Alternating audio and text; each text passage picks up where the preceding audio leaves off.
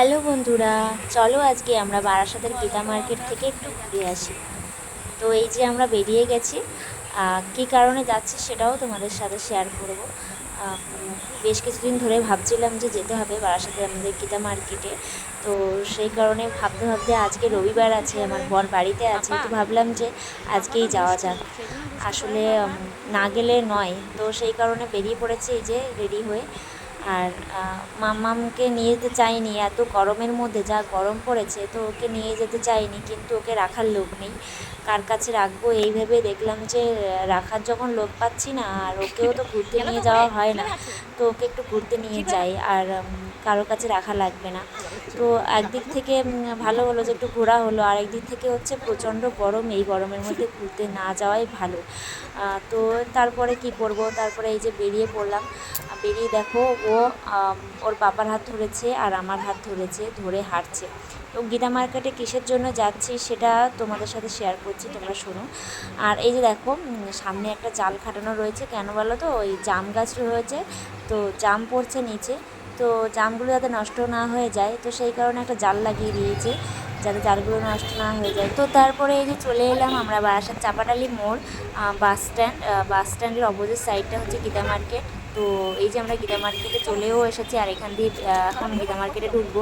তো আমি মেন যে কারণের জন্য এসেছি সেটা হচ্ছে আমার ফোনের স্ক্রিন গার্ড আর হচ্ছে ব্যাক কভার লাগবে, কারণ ফোন কিনেছি, তো ফোনের স্ক্রিন গার্ড আর ব্যাক কভারটা লাগানো হয়নি, আর স্ক্রিন গার্ড হচ্ছে না লাগানো, কারণ নতুন মডেল, তো সেই কারণে স্ক্রিন গার্ড পাওয়া যাচ্ছে না। তো সেই জন্যে, আর একটু দামও বেশি, তো সেই কারণে পাওয়া যাচ্ছে না। আর আমাদের এখানে অনেক দোকানে খুঁজেছি কিন্তু হয়নি আর। হ্যাঁ ম্যাম, কোনটা লাগবে? কোনটা লাগবে? হ্যাঁ হচ্ছে, আমারটাই করছে। নেবে না, দেখো নেবে না? কি হয়েছে তোমার? হ্যাঁ, রাগ হয়েছে, মামাম কি বকেছে? রাগ করে চলে গেল। কোথায় চলে যাচ্ছ?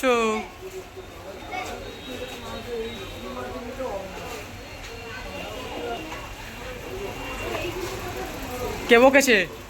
কে বকেছে? কেন বকেছে মাম্মাম?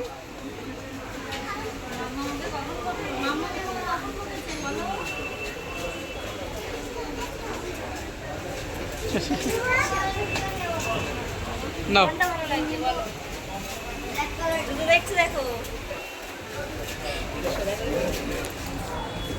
তো আমার মেয়ের কাণ্ড তো তোমরা দেখলে, দুটো দেখছে। তো স্কিন গার্ড লাগানোর পরে ব্যাক কভার খুঁজে পাচ্ছিলাম না, তো তার আগে ভাবলাম যে কিছু খেয়ে নিই। তো সন্ধ্যেবেলা এমনি তো মেয়েকে কিছু খাওয়াতে হয়, আমাদের অতটা খিদে না পেলেও মেয়ের খিদে পেয়ে গেছে, তো ভাবলাম যে ওকে কিছু খাওয়াই। আর তার আগে ও জল জল করছিল, তো সেই কারণে ভাবলাম যে জলটা খাওয়াই, খাবারটা একটু পরে খাওয়াবো, কারণ ও জল খাবে, জল খেয়ে খাবার খেতে পারবে না। তো জলটা একটু ঠান্ডা ছিল, কিন্তু কিছু করার নেই, ওই মেয়েকে দিয়ে দিলাম খেতে। তো ওই যে খাচ্ছে ও, আর আমিও সেই সাথে খেয়ে নিলাম, আর আমার বরও খেয়ে নিল সেই সাথে জল।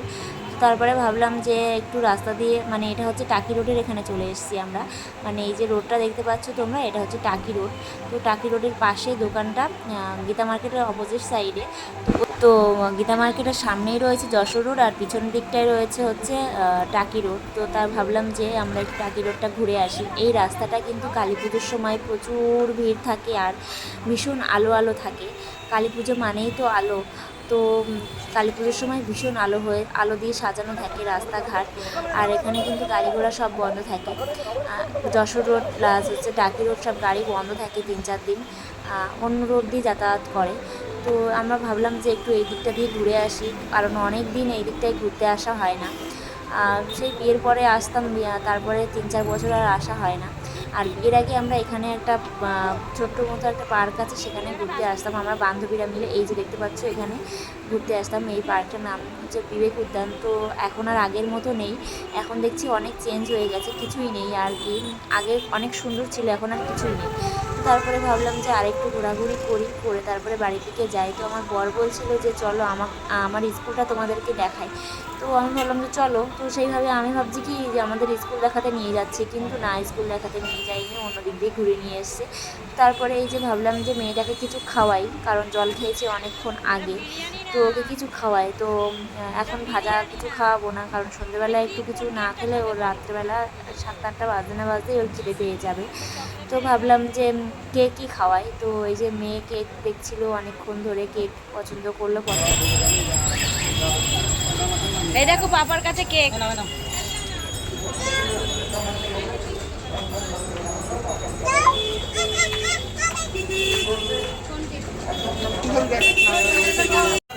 তো আমাকে দেখতে পাচ্ছ, আমি কিন্তু দোকানের সামনেই বসে পড়েছি মেয়েকে খাওয়ানোর জন্যে। আসলে দোকানের সামনে কোনো বসার জায়গা নেই, তো ভাবলাম যে এখানেই বসে পড়ি। আর রাস্তাটা তো রোডটা তো এমনিতেও অনেকটা দূরে আছে, তো ভাবলাম যে এখানে বসে বসে খাওয়াই, মা দৌড়ে যেতে পারবে না। তো ওখানে বসে বসে খাওয়াচ্ছিলাম, আর ওর পাপা একটু ভিডিও করছিল।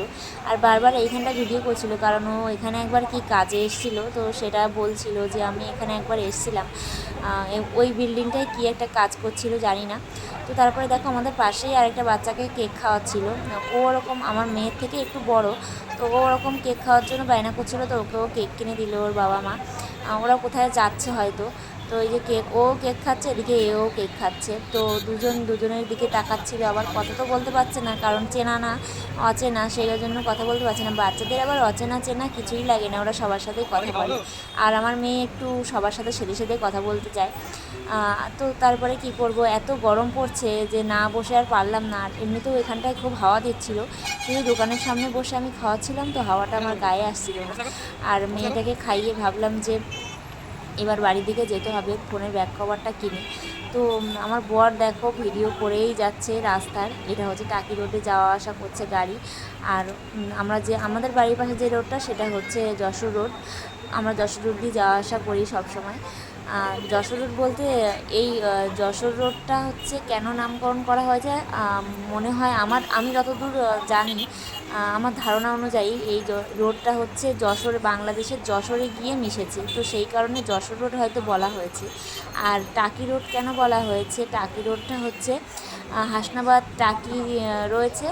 টাকি একটা শহর, জানি না, মনে হয় শহর, যাই হোক। তো সেই কারণে এই রোডটাকে টাকি রোড বলা হয়েছে। এই রোডটা সোজা হাসনাবাদের দিকে চলে গেছে। তো তারপরে আমরা চলে এলাম হচ্ছে ফোনের ব্যাক কভার কেনার জন্যে। তো অনেক দোকান খুঁজলাম, নতুন মডেলের ফোন এখনও ব্যাক কভার এসে পারিনি। তো অনেক দোকান খোঁজার পরে এই যে একটাই লাস্ট ব্যাক কভার ছিল, তো তেমন আমার পছন্দ হয়নি, কিন্তু তারপরেও ব্যাক কভারটা নিতে হয়েছে। নিয়ে তারপরে এই যে আমরা বেরিয়ে পড়েছি গীতা মার্কেট থেকে। এখান থেকে বেরিয়ে যাব। তো মেয়ে খুব খাওয়ার জন্য বায়না করছিল, কেক খেয়েও হয়নি ওর, আরও খাবার খেতে চাইছিল, আর ঘন ঘন জল খাচ্ছিল। তো ওকে ওর পাপা ঘন ঘন জল খাওয়াচ্ছিল। এই গরমে তো জলটাই মেন, জল ছাড়া তো আমরা থাকতেই পারবো না। তো এই যে বাস স্ট্যান্ড, বারাসাতের তিতুমিরের বাস স্ট্যান্ডের অপোজিট সাইডে হচ্ছে গীতা মার্কেট। আর সেই গীতা মার্কেটের সামনে এখানে একজন ডালের পকোড়া বিক্রি করছিল। তো মাম্মাম পকোড়া খাওয়ার জন্য ওর পাপাকে বললে ওর পাপা ওই যে পকোড়া কিনে দিয়েছে।